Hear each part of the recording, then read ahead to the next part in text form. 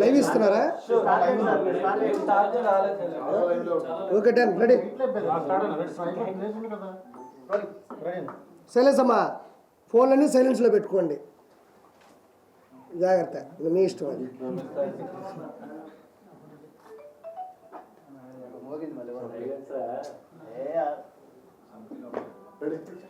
రెడీయా? రెడీయా?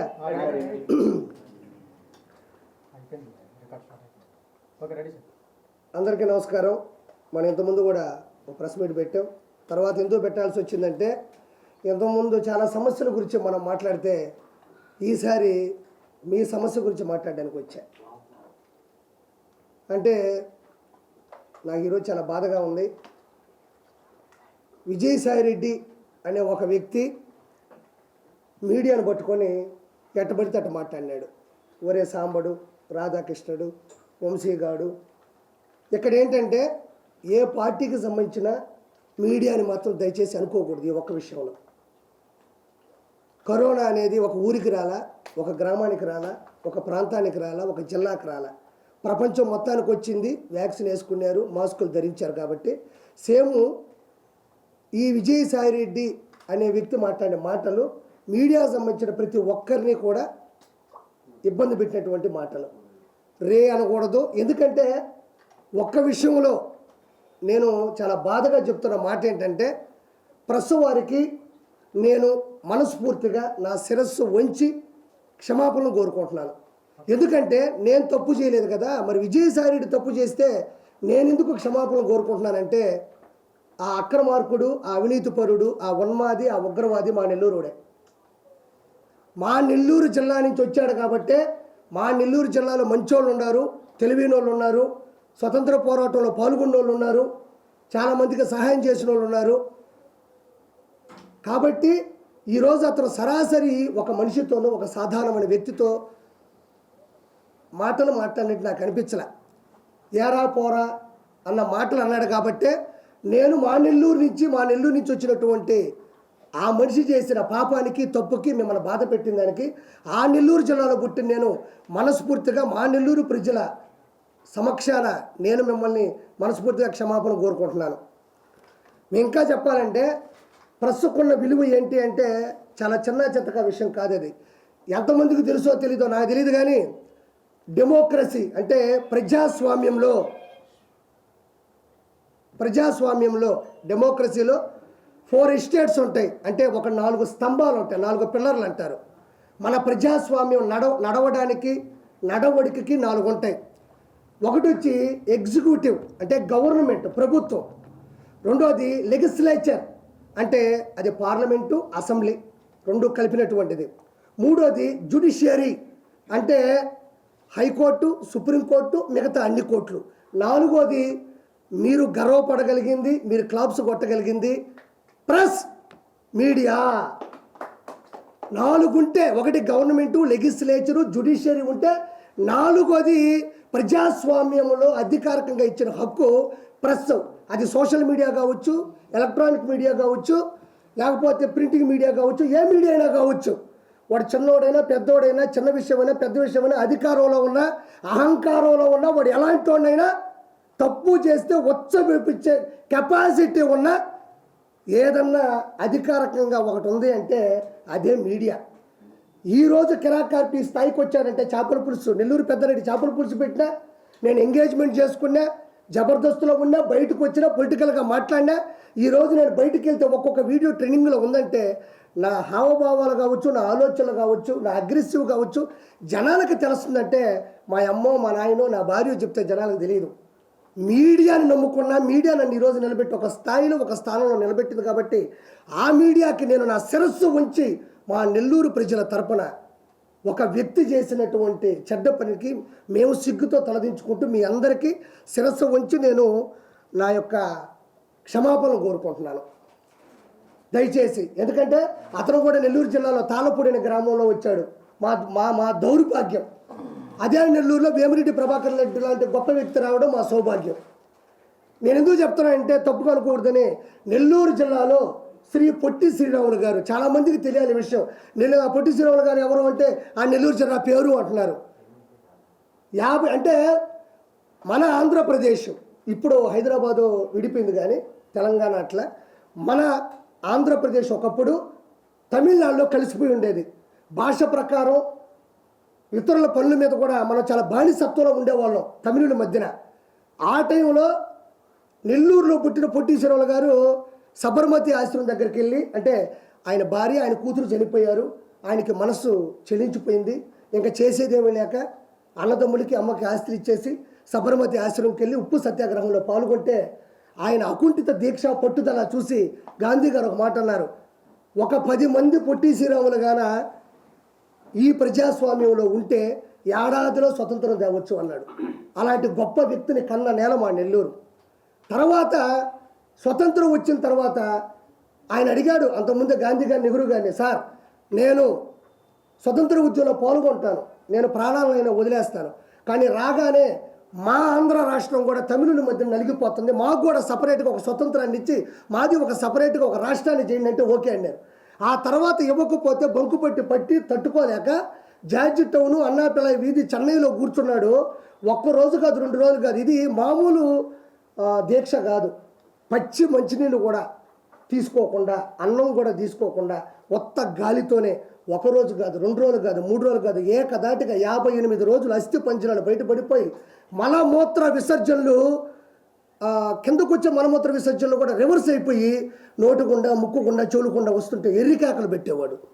చాలామంది అతనికి నిమ్మరసము నీళ్ళు పోసి లేపుదాం అనుకున్నా కూడా ఆయన తగ్గల, మొగ్గుబొట్టు పట్టాడు, నాకు తమిళనాడు నుంచి మా ఆంధ్ర రాష్ట్రాన్ని సపరేట్ చేయండి అన్నాడు. ఆఖరికి 58 రోజుల తర్వాత అస్థి పంజరాలతో కూడి ఎముకల మీద పురుగులు పారాడుతూ ఉన్నా కూడా చివరి శ్వాస వరకు పోరాడి చనిపోయిన తర్వాత మన ఆంధ్ర రాష్ట్రం సపరేట్గా ఒక రాష్ట్రంగా ఫామ్ అయింది. దానికి ముఖ్య కారకుడు శ్రీ పొట్టి శ్రీరాములు, నెల్లూరు జిల్లా శ్రీ పొట్టి శ్రీరాములు గారు. అదేవిధంగా ఇది ఇంతెందుకు చెప్పాల్సి వస్తుందంటే ప్రసకున్న విలువ, మా ఊళ్ళో జరిగిన తప్పుడు ఉద్దేశాలు చెప్తున్నా. పొచ్చలపల్లి సుందరయ్య గారు తన చిన్న వయసు అంటే తన తక్కువ జాతి వాళ్ళని ఇంట్లో అన్నం పెట్టకపోతే అడిగి బయటికి వెళ్ళిపోయి వాళ్ళకి తనతో పాటు పక్కన కూర్చోబెడితే కానీ నేను తిన్ను అని ఆ వయసులోనే సుందరరామరెడ్డిని పేరు నుంచి రెడ్డి తీసేసి అందరితో పాటు సమానత్వం ఇచ్చిన వ్యక్తి. అదేవిధంగా ఆయన కమ్యూనిస్టు భావజాలం కలిగిన వాడు, అందరూ సమానంగా ఉండాలి, సమానంగా బతకాలి, సమాంతరంగా న్యాయం ఉండాలనుకున్న ఒక వ్యక్తి. 3వ పాయింట్ ఏంటంటే ఆయనకు పెళ్ళైన తర్వాత ఆయనకు పిల్లలు పుడితే ఎక్కడ తన భావాజాలానికి తన కమ్యూనిస్టు సంబంధించినటువంటి ఆలోచనలకి సరిగ్గా నడవడిక ఉండదు, వాళ్ళు ఏదైనా తప్పు చేస్తే మన స్వార్థం కోసం మన పద్ధతులు మార్చుకుంటామేమో అనుకొని ఆయన తన భార్యకి పెద్ద ఆపరేషన్ చేపించేశాడు. అంటే అంత గొప్ప వ్యక్తి పొచ్చలపల్లి సుందరయ్య గారు. మీకు తెలియని విషయమేం కాదు, ఇక్కడ కూడా ఉంటాను స్టాచ్యూలు కూడా పొచ్చలపల్లి సుందరయ్య గారు. ఆ తర్వాత దోపగంట రోషమ్మ గారు సంపూర్ణ మద్యపాన నిషేధం కోసం ఆ రోజుల్లోనే తన 2 పిల్లకాయలు సారాయి ముందు దాగి కొట్టుకుంటుంటే మా ఇంట్లోనే ఇట్టుంది పరిస్థితి, మిగతా ఇళ్లలో ఎలా ఉందని చెప్పి ఆడవాళ్ళందరినీ నడుము బిగించి హైదరాబాద్ తీసుకొచ్చి ఎన్టీ రామారావు గారి దగ్గర వాగ్దానం చేయించుకొని ఆ తర్వాత ఎన్టీ రామారావు గారు గెలవగానే మొదటి సంతకం పెట్టిందే సంపూర్ణ మద్యపాన నిషేధం దోపగుంట రోషమ్మ గారు. అంటే ఆడది గడప దాటమే కష్టం అనుకున్న రోజుల్లో చేసిన పని. ఆ తర్వాత వేమిరెడ్డి ప్రభాకర్ రెడ్డి గారు కొన్ని కోట్ల రూపాయలు ఖర్చు పెట్టి ఉచితంగా స్కూళ్ళు కానీ విద్య ఈరోజు 130 వాటర్ ప్లాంట్లు కుల మతాలకు అతీతంగా చేస్తూ ఉన్నాడు. ఈరోజు కోట్ల రూపాయలు ఖర్చు పెట్టాడు.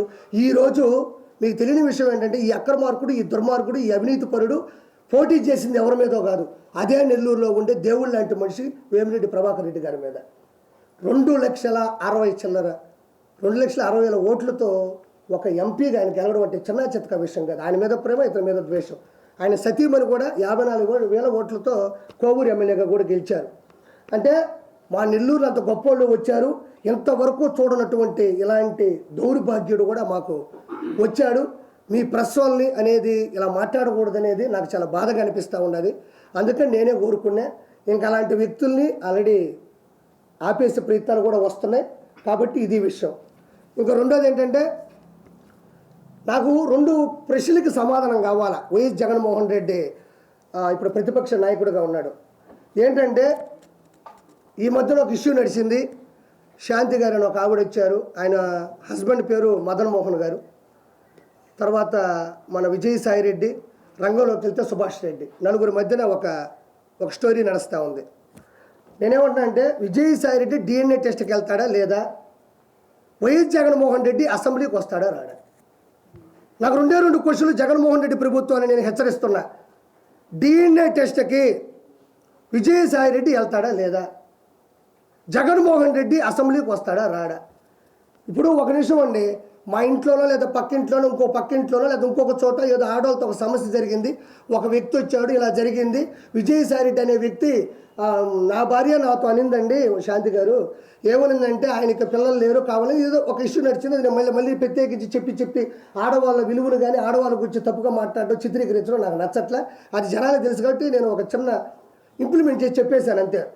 ఇప్పుడు ఏమంటున్నారంటే జనాలు ప్రజల చేత ప్రజల కొరకు ప్రజల యొక్క ఉన్నటువంటి ఈ రాజ్యాంగబద్ధంలో ఒక వ్యక్తి ఒక ఎంపీగా మెంబర్ ఆఫ్ పార్లమెంటు రాజ్యసభ సభ్యుడిగా ఢిల్లీలో ఉన్నాడు. ఎక్కడ?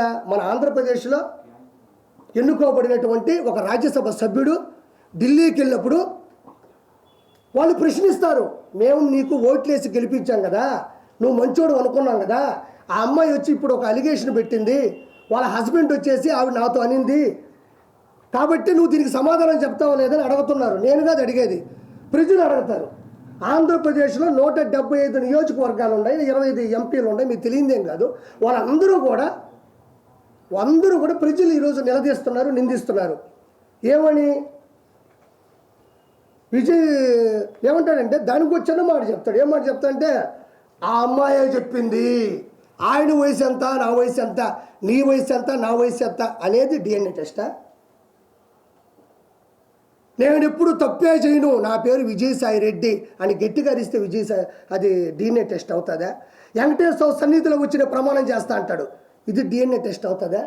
మరి అలా అనుకుంటే ఈరోజు సివిల్ కేసులు ఉన్నాయి, క్రైమ్ కేసులు ఉన్నాయి, రకరకాల హత్యాకాండ కేసులు ఉన్నాయి, 302 సెక్షన్ ప్రకారం ఉన్నారు, జీవిత ఖైదు అనిపించేవాళ్ళు ఉన్నారు. వాళ్ళందరూ కూడా ఇదే మాట చెప్తారు, మా అమ్మ మీద ఒట్టేది చెప్తున్నాను, మా నాయన మీద ఒట్టేది చెప్తున్నాను, మా అమ్మని అడగండి నేను ఎంత మంచివాడినో, మా ఊరోళ్ళని అడగండి ఎంత మంచివాడినో. ఈ మాటలు అనేటివి ప్రజా పరిపాలనలో సరిపోతాయా? ఈ మాటలు గట్టిగా అరిచినంత మాత్రానో నేను ఎలాంటి వాడినో మీకు తెలియదు అనే మాటలు తాత్కాలికం, ఏదో సరదాగా విని ఊగుట్టు వదిలేసేటి తప్ప వీటికంటూ కొన్ని టెస్టులు ఉంటాయి. డిఎన్ఏ టెస్ట్ ఉంటుంది. ఆ డిఎన్ఏ టెస్ట్లో ఒక ఎంట్రీకి ఇచ్చేస్తే ఒక 10-15 నిమిషాలు ఒక రోజు చూసి ఆ జీన్స్ కరెక్ట్గా ఉందా లేదా ఏంది అనేది ఒకటి చెప్పేస్తారు. ఇవన్నీ ఎందుకు? తప్పే ఉంది. ఒక ప్రభుత్వం ముందుకెళ్ళేటప్పుడు 4 అలిగేషన్స్ వస్తాయి, నలుగురు మన మీద అరుస్తూ ఉంటారు. ప్రజాస్వామ్యంలో ప్రజల చేత ఎన్నుకోబడ్డ వాళ్ళం కాబట్టి, మనం ఢిల్లీ వరకు వెళ్ళినటువంటి రాజ్యసభ సభ్యుడు కాబట్టి, ప్రజలకి నమ్మించాల్సిన అవసరం మనకు ఉంది కాబట్టి, నోరు మూసుకొని మనం ఏం చేయాలంటే డిఎన్ఏ టెస్ట్కి అధికారికంగా ఏదో ప్రైవేటు బద్దీకరణ అవసరం లేదు, కోర్టు ద్వారానో లేకపోతే ఒక గవర్నమెంట్ అధికారంగా ఇచ్చే డిఎన్ఏ టెస్ట్గా ప్రజల సమక్షంలో లోపలికి వెళ్తావు వస్తావు వాళ్ళు చెప్తారు. అన్నీ మీకు తెలియదా? ఈరోజు అసెంబ్లీలోకి వెళ్తే గెలిచిన ప్రతి శాసనసభ్యుడు ప్రమాణ స్వీకారం చేస్తాడు, ఇది చట్టబద్ధం. క్యాబినెట్ మినిస్టర్లు చేస్తారు చట్టబద్ధం, సీఎం చేస్తాడు చట్టబద్ధం, డిప్యూటీ సీఎం, అలానే ప్రతిదానికి ఒక చట్టం ఉంటుంది. కాబట్టి ఇవన్నీ వేస్ట్ మాటలు. అతను ఒకటే అంటున్నాడు, ఏమంటున్నాడంటే, సార్ నాకు డైవర్స్ ఇవ్వలేదు, నాకు ఇచ్చిన డైవర్స్ కరెక్ట్ కాదు, నాకు డైవర్స్ ఇవ్వలేదు, నాకు డైవర్స్ ఇచ్చేసని చెప్పి పేపర్లో నకిలీ చూపిస్తుంది. 2021-22లో పుట్టినరోజు జరిగినప్పుడు కూడా కేకు మీద మా ఇద్దరు పేర్లు రాసున్నారు. అంటే నేను విడిపోయినప్పుడు, నేను బయటకు వచ్చేసినప్పుడు నా మీద ప్రేమ ఎక్కడి నుంచి వస్తుంది అని మాస్కులు వేసుకోకుండా కేక్ కట్ చేసేటప్పుడు కూడా ఒక వీడియో వచ్చింది. అంటే ఇవన్నీ కూడా ఎవరికైనా అర్థమైపోతుంది ఇది కరెక్ట్ అని. ఎందుకంటే ఒక భర్త వచ్చేసి 2 ఆడపిల్లకాయలు పెట్టుకొని భార్యను నిలదీసి బయట పెడితే పరువు పోదా? ఇప్పుడు 2 పిల్లకాయలు ఆడపిల్లలే కదా వయసుకు వస్తున్నారు. కాబట్టి ఖచ్చితంగా విజయసాయి రెడ్డి అనే వ్యక్తి 100% ఆల్రెడీ నిందితుడు. ఆల్రెడీ కొత్తగా నిందించాల్సిన అవసరం లేదు. ఆల్రెడీ విజయసాయి రెడ్డి అనే వ్యక్తి A2గా ఉన్నాడు, అక్యూజ్డ్ 2. ఒక ఎవరే పర్లేదు అది పెట్టి మళ్ళీ దాన్ని ఎత్తుక్కోలేదు, ఇప్పుడు వచ్చిందే లేదని ప్రింట్. ఓకే డన్, సరదాగా. ఇప్పుడు నేను ఒకటి అంటున్నా, ఆల్రెడీ A2 ఇతను ఆల్రెడీ పోయి చెప్పకూడదు తిన్నాడు, సెంట్రల్ జైల్లో చెప్పకూడదు తినేసి వచ్చినాడు. అలాంటి వ్యక్తి ఇది చేసి ఉంటాడని ఎవరైనా నమ్ముతారు. కాబట్టి డిఎన్ఏ టెస్ట్కి ఖచ్చితంగా అటెండ్ అవ్వాలి. డిఎన్ఏ టెస్ట్కి విజయసాయి రెడ్డి ఇప్పుడు కూడా పెట్టాడు ఒకటి, నాకు ఏ మహిళతోనూ అక్రమ సంబంధాలు లేవు. ఇప్పుడు పెట్టాడు ఒకసారి చూసుకోండి. ఇందాక ట్వీట్ చేసినట్టు పెద్ద మన ప్రభు చూసుకోండి. తనకు ఏ పరాయి మహిళతోనూ అక్రమ సంబంధాలు లేవని విజయసాయిరెడ్డి తెలిపారు. వెంకటేశ్వర సన్నిధిలో వెంకటేశ్వర నాశనం చేసిందే వీళ్ళు. వెంకటేశ్వర కొండని నాశనం చేసిందే ఈ వైఎస్ఆర్సీపీ ప్రభుత్వం. మళ్ళీ వెంకటేశ్వర సన్నిధికి వెళ్తాడంట. వెంకటేశ్వరని భయపెట్టిందే వీళ్ళు, వెంకటేశ్వర కొండని కూల్చిందే వీళ్ళు. వీళ్ళు మళ్ళీ వెంకటేశ్వర సన్నిధికి వెళ్తారంట. ఎందుకంటే ఎగిస్తంతే 11 వచ్చినాయి. ఈసారి కానీ పోయినాడంటే మళ్ళీ ఎగిస్తాడు. తర్వాత వచ్చి అమ్మాయి నాకు కూతురుతో సమానం అన్నాడు. ఇవన్నీ వేస్ట్ మాటలు. నేను కూడా చెప్తా, మాటలు చెప్తే అవో పనులు కావాలా. ఎవరో ఒక ఇంట్లో జరుగుంటే వాళ్ళు పడతారు, కోర్టుకి వెళ్తారు, ప్రపంచం తెలిసేది కాదు. ఈయన రాజ్యాంగబద్ధంగా ఇప్పుడు చేయాలా. ఇంకోటి, విజయసాయిరెడ్డి ఇంత పెద్ద పొరపాటు చేసి ఇంత పెద్ద అలిగేషన్ జరుగుతుంటే, వైఎస్ఆర్సీపీకి ఇంత పెద్ద డ్యామేజ్ జరుగుతుంటే జగన్మోహన్ రెడ్డి ఆడున్నాడు. జగన్మోహన్ రెడ్డి దీని గురించి ఎందుకు మాట్లాడడం లేదు? ప్రెస్ గురించి అంత రేపో గీయని మాట్లాడుతూ ఉంటే, ఏమండి అది పెద్ద తప్పు అండి, మీరు తప్పు చేశారు, ప్రెస్ వాళ్ళకి క్షమాపణ చెప్పాలని కూడా ఏ మాట అతను అనలేదు. అంటే ఆ ఉన్మాది ఇంకా మారలేదు. ఇంకోటి కూడా నేను చాలా గట్టిగా చెప్తున్నా, విజయసాయిరెడ్డి ఖచ్చితంగా ప్రెస్కి కంపల్సరీ క్షమాపణ చెప్పి తీరాల. దీని మీద ప్రెస్ వాళ్ళు కానీ మీరు మీ యూనిటీ కూడా చాలా గట్టిగా ఉంటుంది. పిఆర్ వాళ్ళ సమక్షంలో కానీ మీరు చేసే పద్ధతి కానీ మీరు నిలదీస్తారు. అదే మీకే సమస్య వచ్చినప్పుడు మీరు చెబుతూ కొట్టినంత సమాధానం ఇవ్వకపోతే ఇది ప్రతి ఒక్కరికి ప్రెస్ అనేది చులకనయ్యే అవకాశం 100% ఉంది. నేను దయచేసి ప్రెస్ సమక్షంలో ప్రెస్ ముందు మాట్లాడుతున్నా. దయచేసి విజయసాయిరెడ్డి అనే ఒక ఏటు, ఒక దొంగ, ఒక అవినీతిపరుడు, ఒక అక్రమార్కుడు ఆంధ్ర రాష్ట్రాన్ని సమూలంగా నాశనం చేయడంలో కంకణం కట్టుకున్న విజయసాయిరెడ్డి, లక్షల కోట్లు అడ్డగోలుగా సంపాదించిన విజయసాయిరెడ్డి ప్రెస్కి 100% ఇక్కడ ఒక పార్టీ ప్రెస్ కాదు, ఓవరాల్గా చూస్తే ప్రెస్ ఇది. మీ మనోభావాలు చాలా వరకు దెబ్బతిన్నాయి కూడా. దయచేసి అతని దగ్గర క్షమాపణ చెప్పించేంత వరకు మీరు గట్టిగా ఉండాలని మనస్ఫూర్తిగా నేను మీ తరపున కోరుకుంటున్నా. ఆ తర్వాత YS Jaganmohan Reddy A1 A2 అయిపోయింది. A1 ఈరోజు వినుకొండ అనే ఒక ఊర్లో ఒక రషీద్ అనే అబ్బాయిని, జిలా అనే అబ్బాయి నడి రోడ్డు మీద చంపేసిన తర్వాత వెంటనే మన గురువు గారు మంచి కాలువ వేసుకొని జబర్దస్త్గా గబగబ వచ్చాడు. ఆడికి వెళ్ళాడు, లోపలికి వెళ్ళాడు. జగన్మోహన్ రెడ్డి వచ్చాడు, దిగాడు, లోపలికి వెళ్ళాడు, బయటకు వచ్చి ప్రెస్ పెట్టాడు. ఏడవరకే మనం మాట్లాడదాం, కథం తేలిపోద్ది.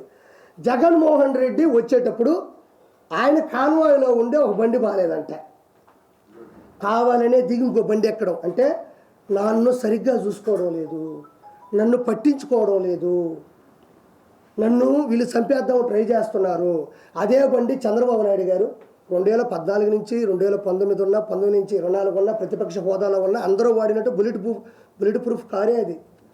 మనం గెలవాలా. ఇప్పుడు ప్రతిపక్ష హోదా కావాలన్నా 18 సీట్లు కావాలా. మనం అలాంటి కాన్వాయ్ కావాలన్నా మనం గెలవాలా. మనం గెలవకుండా మనకు కావాలా అంటే కుదరదేడా. ఐఏఎస్ ఉంటుంది, ఐపీఎస్ ఉంటుంది, ఇక్కడ ఎమ్మెల్సీ ఉంటుంది, లేకపోతే మన ఎమ్మెల్యే ఉంటుంది, మెంబర్ ఆఫ్ లెజిస్లేటివ్ అసెంబ్లీ ఉంటుంది, లేదా మెంబర్ ఆఫ్ లెజిస్లేటివ్ కౌన్సిల్ ఉంటుంది. దాని తేడా ఉంటుంది. మనం గెలవడంలోనూ, ప్రజల చేత ఎన్నుకోపోవడంలోనూ, మన మెజారిటీ వల్ల మనకు వచ్చేటువంటి స్థాయి ఉంటుంది తప్ప మనం గబగబా దిగేసి ప్రాంక్ వీడియోస్ చేస్తారు చూడు, గబగబా ఈ బండి దిగి ఆ బండి ఎక్కినంత మాత్రాన జగన్మోహన్ రెడ్డి చెప్తున్నా, నీకు ఎవడు కొత్త బండి ఇవ్వడు. ప్రభుత్వం ఏదైతే నియమిస్తుందో ఆ బండే ఇస్తారు నీకు. 1వ పాయింట్. దాన్ని జనాల ముందు ఫోకస్ చేయడం. నన్ను అంటే ప్రజలు ఒక చోట ఉంటే మనోడు ఉడికెత్తిపోతాడు. ప్రజలు ఒక చోట ఉన్నాడంటే ఉడికెత్తిపోతాడు. ఆ ఉన్మాది ఎట్ట ఉడికెత్తిపోతాడంటే వాళ్ళ ముందు చేయాలి. అంటే వాళ్ళ ముందు చేస్తే కదా, అమ్మో జగన్మోహన్ రెడ్డికి బండి తీసేసి ఆ బండి ఇచ్చారు, ఆ బండిలో చంపేస్తారేమో అందుకని ఇంకో బండి ఎక్కాడు అనేది అక్కడ చిత్రీకరించడానికి ట్రై చేశాడు. ఇది 1వ పాయింట్, జనాలు తెలుసుకోవాలి. 2వ పాయింట్, వచ్చిన తర్వాత ఏం చేశాడు, బండి డోర్ తీసి చక్కగా నోరు ఓపెన్ చేసి ఇలా పెట్టి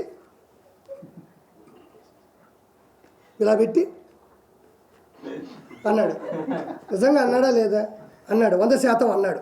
ఒరే మనం ఏం మనుషులవి, మనం ఏడుండాము.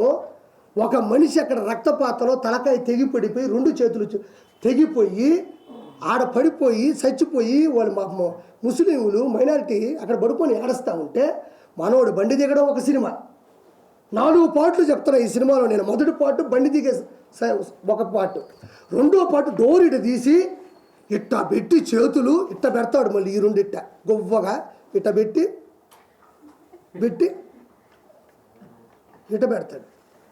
ఆడ మనిషి చచ్చిపోయి ఉన్నాడు.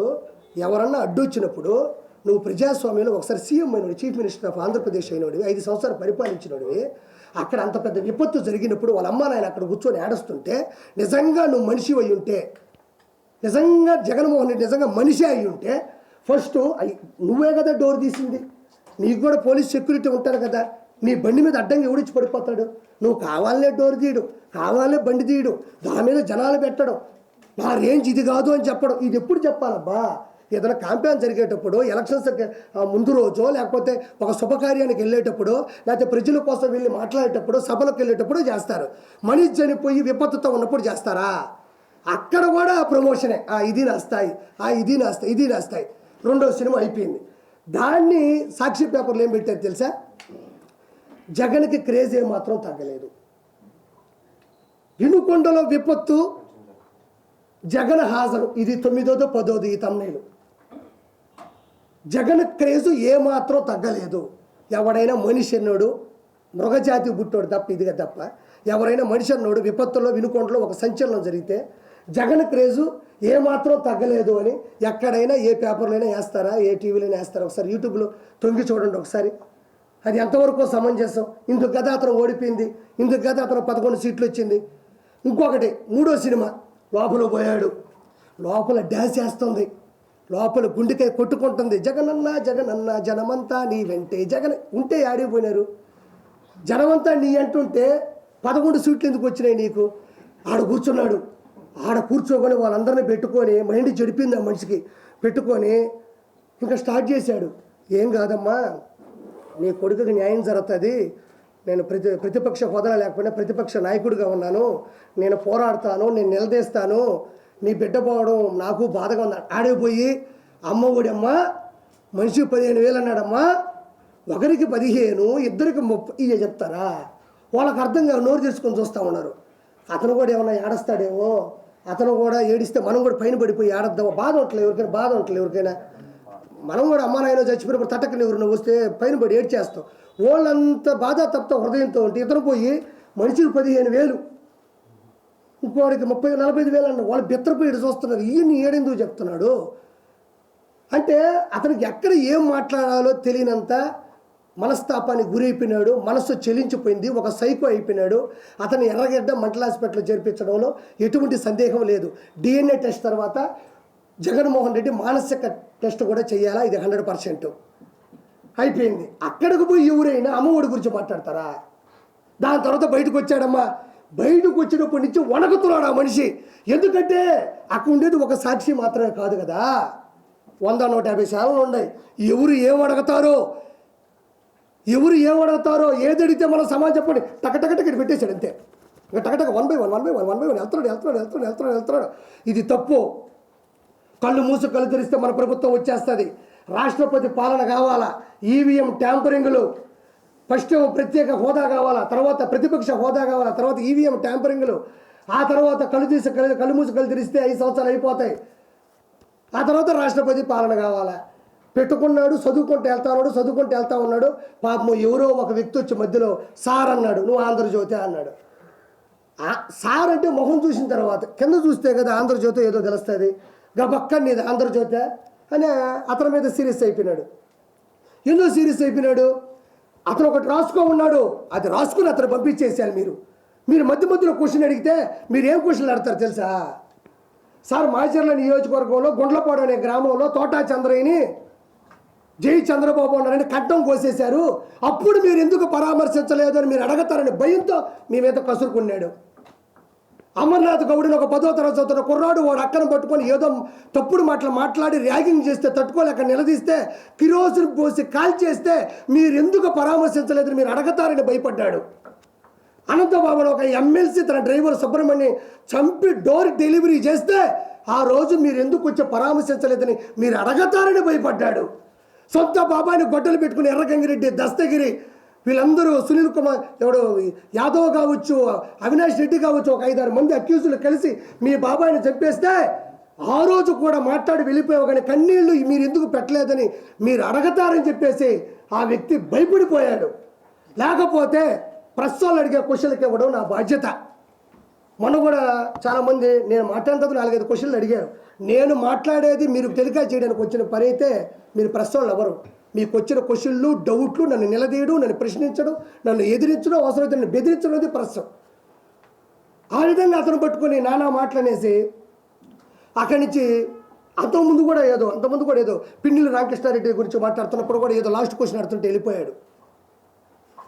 అంటే ప్రజలని ఏదో మభ్య పెడదామంటే అందరూ చదువుకున్న వాళ్ళు 170 సీట్లు 164 శాసనసభ్యులు గెలిచారు, 21 ఎంపీ వచ్చింది. నేను ఈరోజు ఒకే ఒక మాట మాట్లాడుతూ ఉన్నా.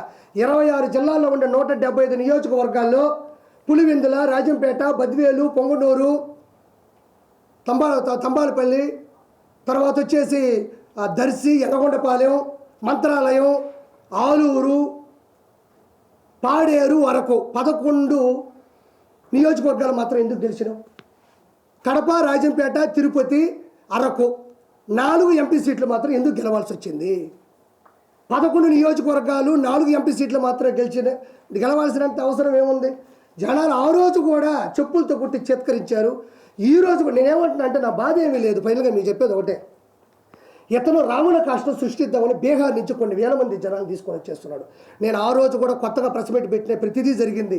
140 నుంచి 160 సీట్లన్నా, వేమిరెడ్డి గారు గెలుస్తారన్నా, పవన్ కళ్యాణ్ గారు భారీ మెజారిటీతో గెలుస్తారన్నా, తిరుగులేని మెజారిటీ కూటమి గెలుస్తారని చెప్పిన జగన్మోహన్ రెడ్డి వెంకటేశ్వర చేత కాలుతో తన్నించబడతాడని కూడా మీకు చెప్పిన.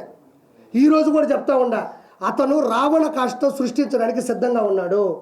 అంటే మధ్యంతర ఎన్నికలు అంటే ఏమంత అవిశ్వాసం జరిగింది, ఏమంత అవిశ్వాస తీర్మానం ఉంది, ఏమంత ఒక వ్యక్తి, ఒక రషీద్ అనే కుర్రాడు, ఒక జలాన్ అనే కుర్రాడు, ఇద్దరు ముస్లిం మైనారిటీ సభ్యులు, ఇద్దరు కూడా ఆల్రెడీ వైఎస్ఆర్సీపీలో ఉన్నోళ్ళే. వాళ్ళు వైఎస్ఆర్సీపీలో ఉన్నారు, ఫోటోలు దిగుతున్నారు. వాళ్ళు ఒక 5-10 సంవత్సరాల నుంచి కూడా గొడవలు పెట్టుకొని పెట్రోల్ మీద వాళ్ళ బైక్ మీద ఇతను దాడి చేయడం, వాళ్ళ చెల్లిని ఇతను ఏదో అనడం, వాళ్ళ మీద కూడా ఎఫ్ఐఆర్లు కూడా ఆల్రెడీ బుక్ అయ్యి ఉండే స్థానికంగా కూడా వినుకొండలో. ఇవన్నీ ఉన్నప్పుడు జగన్మోహన్ రెడ్డి ఒకటి చేయాలి, రావాలి, అమ్మ మేము ప్రశ్నిస్తాం, మీకు న్యాయం చేస్తాం, మీరు చనిపోయిన దానికి మేము బాధపడుతున్నాం, డబ్బులు ఇప్పిస్తామని చెప్తాం. వచ్చి రాగానే ఇది చేసింది టీడీపీ వాళ్ళిద్దరూ వైఎస్ఆర్సీపీ అయ్యి ఉంటే, మీ కార్యకర్తలు అయ్యి ఉంటే, వాళ్ళకి పడకపోతే వాళ్ళు చచ్చిపోయినా కూడా ఒక మనిషిని విడదీసి టీడీపీలు వేస్తావా? అది ఎంతవరకు సమంజసం? అదేమన్నంటే ఫోటో దిగు, ఏమయ్యా నేను కూడా బర్త్డే చేసుకుంటా, 10 మందిని పిలిస్తే 20 మంది వస్తారు, వాళ్ళు వచ్చి నాతో ఫోటో దిగి నోట్లో కేకు పెట్టినప్పుడు నోరు మూసుకుని ఉంటాను. నేనా నోరు తెరుస్తాను కదా? నోరు తెరిగినా అది సభా మర్యాద కదా? నోరు తెరిగినా వాళ్ళు ఏమన్నా చెప్పండి, ఏమన్నా ఎమ్మెల్సీయా, జడ్పీటీసీయా, ఎంపీటీసీయా, లేకపోతే వాళ్ళు ప్రధాన కార్యకర్తలా, లేకపోతే మీ చేత సభ్యత్వం తీసుకున్న వాళ్ళు వైఎస్ఆర్సీపీ టీడీపీ అని చెప్పడానికి, లేకపోతే ఇంతకుముందు ఎమ్మెల్యేలా, లేకపోతే ఒక స్పోక్ పర్సన్సా, లేకపోతే అంతర్జాతీయ ప్రధాన కార్యదర్శులా, వాళ్ళని వీళ్ళు టీడీపీ అని చెప్పడానికి వాళ్ళు చేసినటువంటి ప్రోత్సాహంగా ఉన్నటువంటి వాళ్ళకు ఉన్నటువంటి పదవి ఏంది? వాళ్ళు సామాన్యంగా ఎవరుంటే వాళ్ళ జోలికి వెళ్ళేవాళ్ళు. కాబట్టి ఆ విషయంలో కూడా వాళ్ళిద్దరు వైఎస్ఆర్సీపీ కార్యకర్తలు వాళ్ళు కొట్టుకున్నారు, చనిపోయినారు. కానీ అందరం కూడా బాధపడాల్సిన విషయం ఏంటంటే వాళ్ళు ఆ విధంగా కొట్టుకోవడం, చనిపోవడం, నడి రోడ్డు మీద కూడా జరగడం అనేది వాళ్ళ తల్లిదండ్రులు తీరని దుఃఖం. అది వాళ్ళు త్వరగా కోలుకోవాలని ప్రభుత్వం కూడా వాళ్ళకి మంచి చేయాలని మనస్ఫూర్తిగా కోరుకుంటాం తప్ప అది వచ్చేసి టీడీపీ వీళ్ళు వచ్చేసి అంటే అతను పరామర్శించాలంటే ఎన్ని పరామర్శించకూడదు. ఒక చిన్న రుజువు ఇస్తాను. మనోడు ఏమన్నా అంటే మనం ఏమన్నా అంటే అక్కడ కేకు తినిపిస్తూ ఉన్నాడు, అక్కడ లోకల్ ఎమ్మెల్యే అనుకుంటా, ఎమ్మెల్యేనో ఎవరు ఒక ఫంక్షన్కి వెళ్ళినప్పుడు కేకు తినిపిస్తూ ఉన్నాడు. ఆ కేకు తినిపించాడంటే ఇది ఏమిటి అన్నాడు, గుర్తుందా? ఏమిటి అన్నాడు అంటే కేకు తినిపిస్తున్నప్పుడు వాళ్ళ మనుషులే కదా అన్నాడు. ఈరోజు చూడండి, ఇతను వచ్చి సునీల్ కుమార్ యాదవ్, ఇది బాగా చూడండి ఒకసారి. ఈవిడ వచ్చి భారతీ రెడ్డి గారు, జగన్మోహన్ రెడ్డి గారు సతీమణి. వచ్చిందా?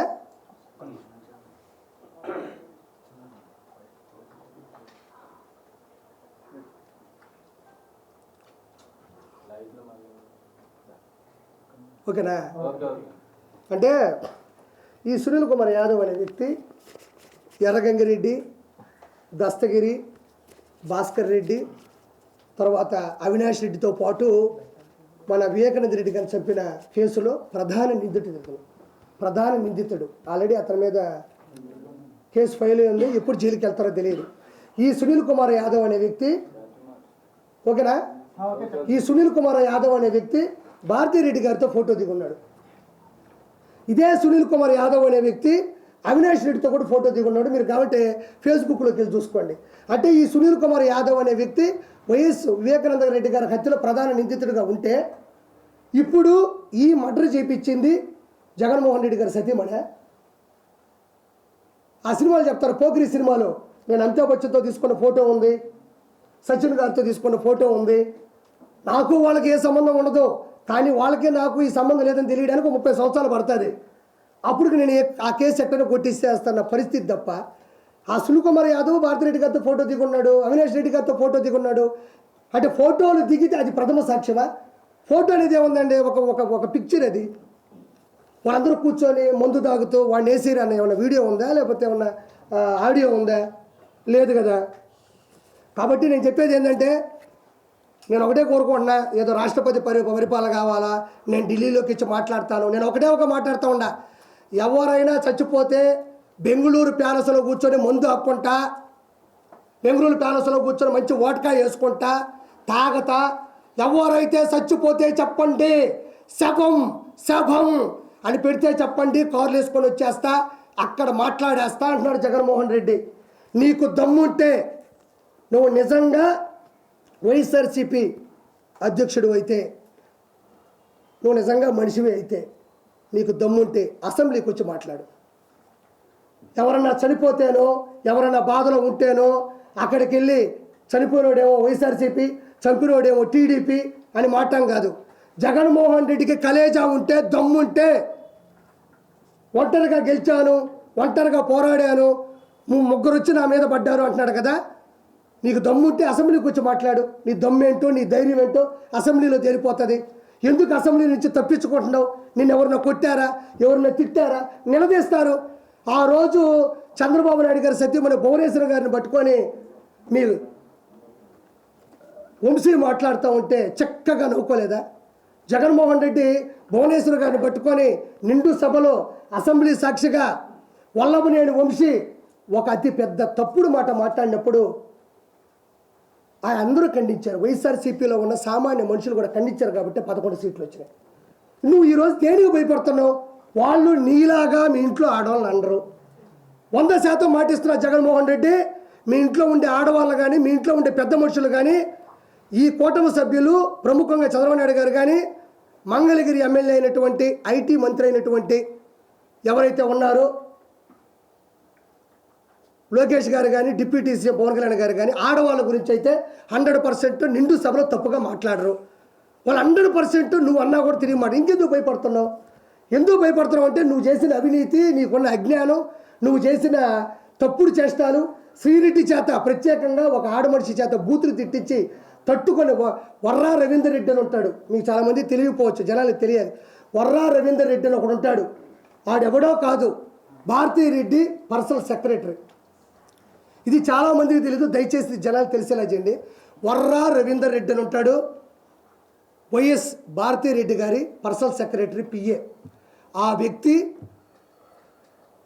రియల్ టైం గవర్నెన్స్లో ఒక జాబ్ తీసుకొని 80,000 శాలరీ ఇప్పించి, ఆ వ్యక్తి ఫేస్బుక్లో మీరు వెళ్తే, అతను ఫేస్బుక్లో పెట్టిన పోస్టులు చూస్తే మీరు అందరూ బిత్తరపోతారు. చాలామందికి తెలియదు అది. నేను అవి చూపిద్దామని కూడా ప్రింట్లు తీసుకొని అవి చదివాలన్నా, ఒకవేళ మీరు తీసి ప్రచురించాలన్నా కూడా మన కళ్ళలో నీళ్ళు తిరిగిపోతాయి. అంత దారుణమైనటువంటి బూతులు. ఒక వైఎస్ భారతీరెడ్డి గారి పర్సనల్ సెక్రటరీ ఒక చిన్న పదవి తీసుకొని అతను పెట్టిన పోస్టులు కానీ మీరు ఫేస్బుక్లో చూస్తే మనం కళ్ళలో నీళ్లు వస్తాయి. మా అమ్మ సాక్షి, వెంకటేశ్వర సాక్షిగా చెప్తున్నా. నేను వెంకటేశ్వర అన్నానంటే నేను తప్పు చేస్తే నాశనం అయిపోతాను, ఆయనలాగా నాశనం అయిపోవాలని ధైర్యం నాకు ఉంది. వర్రా రవీందర్ రెడ్డి అని ప్రజలందరికీ చెప్తున్నా. ఫేస్బుక్లోకి వెళ్ళి మీరు చూస్తే, ఆ బూతులు కానీ మీరు చూస్తే, మనం మగాళ్ళం కదా, మనం అందరం ఎక్కడో దగ్గర కలిసినప్పుడు సరదాగా ఏదో 2-3 అంటాం కదా, మనం అసలు పనికిరాం. ఆ బూతులు చూస్తే మీకు కళ్ళల్లో నీళ్లు ఆగవు. అంత దారుణమైనటువంటి బూతులు. అదే భారతీరెడ్డి పిఏగా ఉన్న ఒక పర్సనల్ సెక్రటరీగా ఉన్న ఒక వర్రా రవీందర్ రెడ్డి ఏమన్నా ఒక ఇంట్లో ఒక పేపర్లో వేశాడా, ఒక ఇంటి ముందు పాంప్లెట్ పంచాడా, ఫేస్బుక్లో పెట్టాడు, సోషల్ మీడియాలో పెట్టాడు. ఒక సోషల్ మీడియాలో పెట్టిన పోస్టులు ప్రపంచం మొత్తం వెళ్తాయని మీకు తెలియదా? వైఎస్ఆర్సీపీ గవర్నమెంట్లో అథారిటీగా సోషల్ మీడియాలో కొంతమంది ఉంటారని తెలియదా? అది భారతీరెడ్డి గారికి తెలియదా? మన పర్సనల్ సెక్రటరీ ఇంత దారుణంగా పెడతాడు, మీరు ఎందుకు మందలించలేదు? ఎందుకంటే మీరే ప్రోత్సహించారు. ఎక్కడైనా ఒక పిఏ ఒక పదవి తీసుకుని ప్రత్యేకంగా వర్రా రవీందర్ రెడ్డి అనే ఒక వ్యక్తి బూతుల శ్రీరెడ్డి 5 సంవత్సరాల నుంచి మనం అసలు వినలేము అలాంటి బూతులు. నన్ను కూడా తిట్టింది ఒకసారి, మీరు కూడా చూడొచ్చు. కొవ్వూరు ప్రసన్న కుమార్ రెడ్డి మీద నేను తిరుగుబాటు చేస్తే నన్ను కానీ నా కుటుంబాన్ని కానీ అవి మామూలు బూతులు కాదు. మీరు గవర్నమెంట్లో ఉండి ఒక హోదాలో ఉండి శ్రీరెడ్డిని 4 కేసులు పెడితే మేము కేసులు పెట్టమన్నా పెడతాం. అమ్మాయిని చెన్నై నుంచి తీసుకొని రాలేరా? అన్ని బూతులు తిడుతుంటే చెన్నై నుంచి తీసుకునేది ఒక ప్రభుత్వం. అంటే మీరే ప్రోత్సహించారు డబ్బులు ఇచ్చి.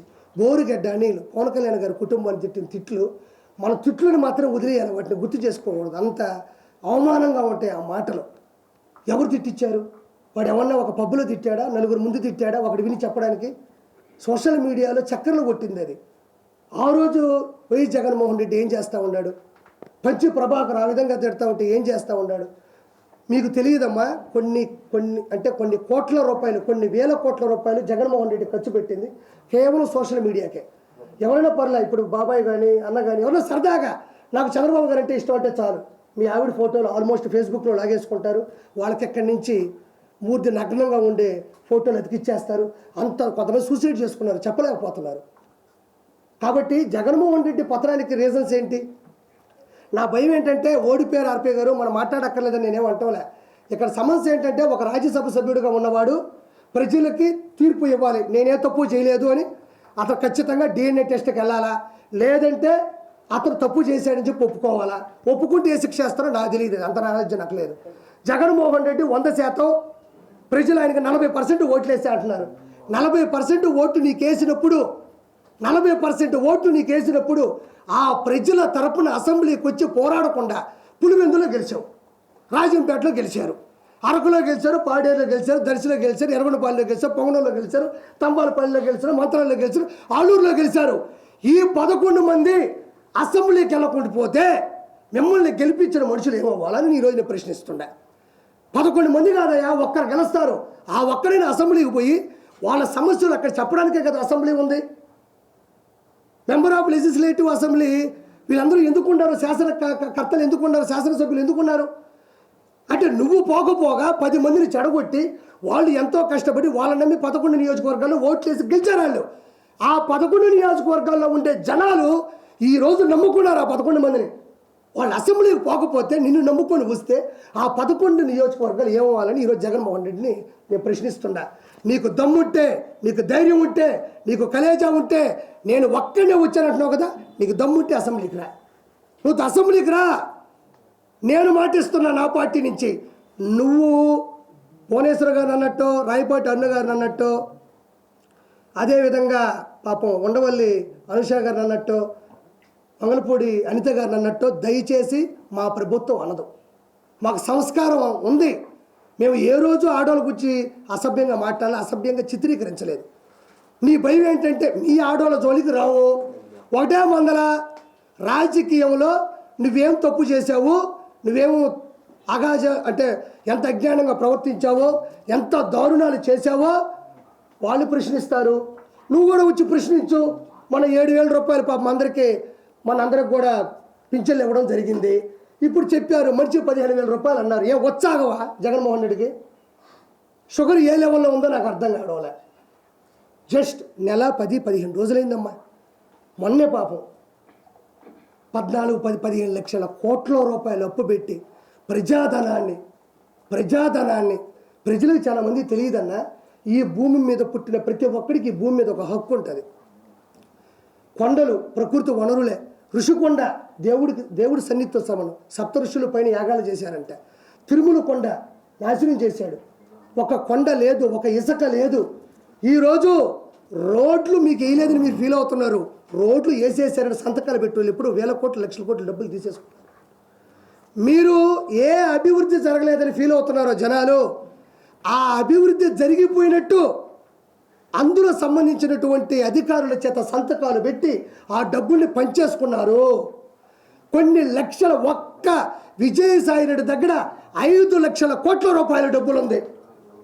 కాదు అంటే నేను తప్పు చేశానంటే నా మీద కేసు పెట్టమను. నేను మొన్న కూడా చెప్పా, రోజా దగ్గర 3,000 కోట్ల రూపాయలు ఉంది అని చెప్పాను. నేను ఉంది.